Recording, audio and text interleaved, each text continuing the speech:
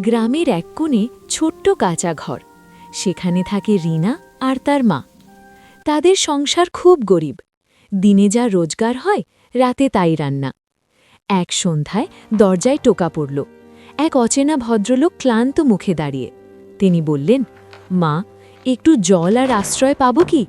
রিনার মা এক মুহূর্তও ভাবলেন না। বললেন, আমাদের ঘর ছোট, কিন্তু মন বড়, আসুন। ঘরে ছিল মাত্র এক প্লেট ভাত আর আলু ভর্তা। রিনা বলল, মা, আমরা ভাগ করে খাই। তিনজন মিলে অল্প খাবার ভাগ করে খেল। রাতে অতিথিকে নিজেদের খাটে শুইয়ে মা মেয়ে মাটিতে চাটাই পেতে শুল।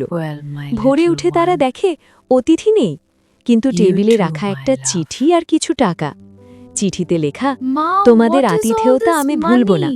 আমি শহরের এক ব্যবসায়ী, এই সাহায্যটা গ্রহণ করো। রিনা আর তার মা অবাক। সেদিন থেকে তাদের জীবনে একটু স্বস্তি এলো, কিন্তু তারা বদলালো না, কারণ তারা জানে গরিব হলেও মন বড় হওয়াই আসল সম্পদ।